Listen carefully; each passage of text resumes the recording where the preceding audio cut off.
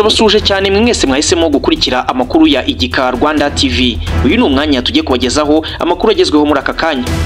Muri aya makuru turaza kubabwira ko umwe mu baministiri muri Afurika y'Epfo yasabye ko urubyiruko rwakarishya imyitozo maze rukoherezwa muri RDC guhorera abasirikare barwo bivugwa ko bishwe na M23.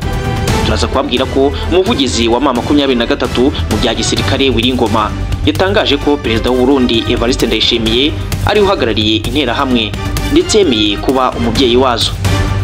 Turaza kuza kubabwira ko umunyapolitike wo muri Afurika y'Epfo witwa Julius Malema yakomeje kwiko mu Rwanda ndetse anavuga ko perezida wa Afurika y'Epfo Cyril Ramaphosa yaba yarabeshye ko ingabo za Afurika y'Epfo zagiye kubungabunga amahoro mu by'ukuri zaragiye kurwana.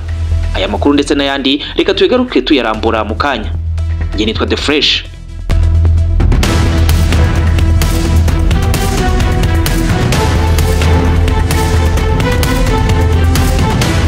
Amakuru yacu reka tuyehere muri Afurika y'Epfo aho Malema yikomye u Rwanda ashinja Ramaphosa kubeshya no kwicisha ingabo z'iki gihugu. Julius Malema uri mu bagize inteko ishinga amategeko muri Afurika y'Epfo yemeye ko guverinoma y'iki gihugu yabeshye ubwo hafatwaga icyemezo cyo kohereza ingabo muri Repubulika Iharanira Demokarasi ya Kongo. Malema uri mu banyapolitike bakomeye muri Afurika y'Epfo umwe mu bitabiriye ibiganiro by'abagize inteko ishinga amategeko byabaye ku wa mbere. Ibi biganiro byagarutse byimbitse ku kibazo cy'abasirikare 14 ba Afurika y'Epfo bapfiriye mu burasirazuba bwa RDC mu rugamba bahanganyemo na M23. Ubwo yafataga ijambo, Julius Malema yavuze ko izi ngabo za Afurika y'Epfo zijya koherezwa muri RDC babwiye ko zigiye kubungabunga amahoro ariko birangiye ziri kurwana. Yagize ati: ubu butumwa bwa SADC muri RDC buzwi nka Sami RDC bwatangiye mu Kuboza 2023. Twabwiye ko ari ubutumwa bwo kubungabunga amahoro, ariko kuri nuko abasirikare bacu batari hariya kubungabunga amahoro, bari ku rugamba barwana n'abarwanyi bafite intwaro ndetse n'amayeri ahambaye ya M23. Malema yakomeje avuga ko M23 ifite ubushobozi burenze kure ubw'ingabo zabo ziri muri RDC. Yagize ati: guverinoma yacu yohereje abantu, kuri nuko abasirikare bacu bari kurwana n'umwanzi ufite intwaro nziza, ufite ubushobozi buhambaye ndetse n'uburyo bwiza bw'ubutasi, mu gihe izinyeshyamba zifite ibikoresho bya gisirikare bihambaye. Abasirikare bacu boherezwa gucunga umutekano nta drone, nta ndege z'intambara cyangwa ibindi bikoresho by'ingenzi bya gisirikare. Uyu mugabo yakomeje yiko mu Rwanda n'umuyobozi warwo avuga ko uyu mutwe ufite ubushobozi buhambaye ushyigikiwe na perezida w'u Rwanda Paul Kagame. Nubwo Malema avuga ibi, u Rwanda rumaze igihe kinini ruvuga ko ntaho ruhuriye na M23 kuko ari ikibazo cy'abanyekongo gikwiriye gushakirwa umuti. Julius Malema yavuze ko ingabo z'iki gihugu cye zatereranywe na guverinoma. Yagize ati: baratereranywe, barwana intambara badashobora gutsinda kubera kunanirwa kw'iyi guverinoma. Igitero giheruka cya M23 kuri Goma cyerekanye inenge ziri mu butumwa bw'ingabo za Afurika y'Epfo. Ubushobozi buri hasi mu bijyanye n'ubutasi bwarigaragaje. Igisirikare cyacu cyabuze uburyo bwo kubona amakuru ya nyayo kandi mu gihe gito kugira ngo kitegure imbere y'igihe M23. Hashize iminsi mike imirambo y'abasirikare ba Afurika y'Epfo ikuwe mu burasirazuba bwa RDC kugira ngo ijye gushyingurwa iwabo. Yanyuze mu Rwanda ikomezereza muri Uganda, gusa kuri ubu ntiragira muri Afurika y'Epfo. Ikibazo Malema yagarutseho ashimangira ko bitumvikana uburyo imirambo ikomeje gutinda gushyingurwa. Yagize ati: tugomba kubyemera, kohereza ingabo zacu muri Kongo ntaho bihuriye n'amahoro, ahubwo ni ugutamba abasirikare bacu ku ntambara idafite iherezo. Iyi guverinoma ikomeje kubohereza gupfira mu kubutaka bw'amahanga, kandi iyo bibaye nta nubwo imibiri yabo igarurwa mu gaciro ikwiriye. Turacyategereje imirambo na nyuma yuko umugaba mukuru w'ingabo avuze ko yagombaga kuza bukeye bwaho. Malema yavuze ko ashyigikiye uburyo bw'ibiganiro mu gukemura ikibazo cya M23 nk'uko inama iheruka guhuza abayobozi ba Afurika y'Epfo n'aba SADC babyemeje.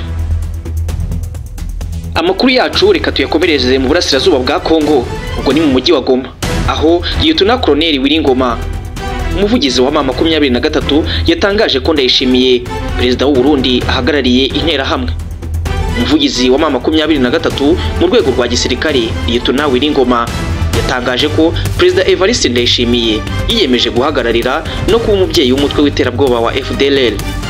Lieutenant Colonel Ngoma yatangaje ko ubutegetsi bwa Felix Tshisekedi muri DRC bukorana na leta y'u Burundi yamunzwe n'amacakubiri, interahamwe, ingabo z'umuryango wa Afurika y'Amajyepfo SADC, abacancuro n'imitwe ihuriye muri Wazalendo. Ubufatanye bushingiye ku masezerano leta y'u Burundi yagiranye n'iya RDC yo kwifatanya mu kurwanya M23. Perezida Ndayishimiye na Tshisekedi bakurikiye isinwa ryayo ryabereye Kinshasa tariki ya 28 Kanama 2023. Uyu murwanyi yasobanuye uko abona ubu bufatanye, agira ati umugambi n'umwe, tuvuga uko biri, bashaka gutsemba ubwoko. Umunyamakuru wa RPA ijwi ry'abanyagihugu yamubajije niba M23 izemera kuva mu bice igenzura birimo n'umujyi wa Goma nko muri 2013. Arasubiza ati ntibishoboka, tugiye hakorwa amahoro. Yakomeje ati nta muntu ushaka ineza wavuga ngo M23 nisubira inyuma, keretse interahamwe zigenzwa n'ikibi zihigira kwica abantu hamwe na Ndayishimiye kuko uyu munsi niwe uzihagarariye, yiyemeje kuzibera nk'umubyeyi. Bari gukorana na Tshisekedi. Umuvugizi wa M23 mu rwego rwa gisirikare yasobanuye ko abarwanyi bawo baramutse bavuye mu bice byafashwe baba bahaye interahamwe Ndayishimiye na Tshisekedi urubuga rwo gutsemberaho abaturage, bityo rero ngo babyikuremo. M23 ishinje Perezida Ndayishimiye guhagararira FDLR mu gihe Burundi buvugaho gucumbikira abayobozi b'uyu mutwe w'iterabwoba no kwakira inama zabo.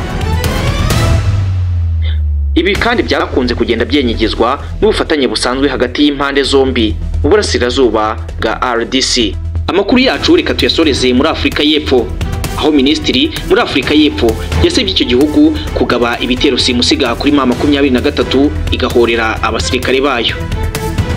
Uwo ni Minisitiri wa Siporo, Ubuhanzi n'Umuco muri Afurika y'Epfo, uyu yitwa Gayton Mackenzie. Yasabye ko urubyiruko rwo muri iki gihugu ruhabwa imyitozo ihambaye mu gisirikare, ndetse iki gihugu kigafata icyemezo cyo kohereza abandi basirikare muri Repubulika Iharanira Demokarasi ya Kongo kwihorera ku mutwe wa M23 wishe abasirikare b'icyo gihugu. Ibi Minisitiri Gayton Mackenzie yabigarutseho ubwo abagize inteko ishinga amategeko muri Afurika y'Epfo bari mu kiganiro kigaruka byimbitse kuri aba basirikare 14 ba Afurika y'Epfo baheruka gupfira mu burasirazuba bwa RDC. Ubwo yahabwaga ijambo, Gayton Mackenzie yavuze ko abagize inteko ishinga amategeko n'abandi bayobozi badakwiriye kwicara mu gihe imirambo y'abo basirikare itaragera muri iki gihugu cyabo. Yakomeje avuga ko nta buryo ibiganiro nk'ibi byo mu nteko biba mu gihe iyi mirambo itaragezwa muri iki gihugu. Gayton Mackenzie yavuze ko gupfusha aba basirikare ari ugusuzugurwa kwa Afurika y'Epfo, asaba ko urubyiruko rwose rwakwinjizwa mu gisirikare ndetse hagategurwa ibitero byo kwihorera kuri M23. Yagize ati twarasuzuguwe kandi tugomba kwigisha abantu isomo ko iyo wishe umunyafurika y'Epfo hari ingaruka. Dufite ikigero cy'ubushomeri mu rubyiruko kiri hejuru ku isi. Mureke dukoresha aya mahirwe duhamagarira abantu kwiyandikisha, ubundi dufate urubyiruko rwacu turutoze. Ariko mu gihe turi kurutoza, mureke tugende twigishe isomo M23. Mureke twice bariya batwiciye abasirikare. Meje avuga ko iyi ari intambara, abantu bari gupfa, mu gihe mwe muri hano mwitana amazina y'ibyubahiro. Mugende murwane, nzaba umwe mu bazinjira mu gisirikare ngo bajye kurwana. Mureke tujye kurwana bya nyabyo. Munkurikire, abasirikare ba Afurika y'Epfo bavuye muri RDC n'abari mu butumwa bwa SADC. Ubuyobozi bw'iki gihugu bwabeshye ko bagiye mu butumwa bwo kubungabunga amahoro mu gihe boherejwe ku rugamba kurwana. Ni kenshi M23 yagiye ivuga ko ingabo zifatanyije n'igisirikare cya Kongo FARDC zikunda kubarasaho mu gihe cyose ziba zashoje urugamba. Kugeza ubu imirambo y'abasirikare 14 itegerejwe muri Afurika y'Epfo kugira ngo izashyingurwe. Ni mu gihe hari bagenzi babo baheze Goma kuko bagoswe na M23 babura inzira ibasohora muri uyu mujyi. Perezida wa Afurika y'Epfo Cyril Ramaphosa aherutse guca amarenga ko abasirikare bashobora gutaha vuba na bwangu. njye nitwa The Fresh. Aya ni amakuru ya Igika Rwanda TV. Komeza ubane natwe.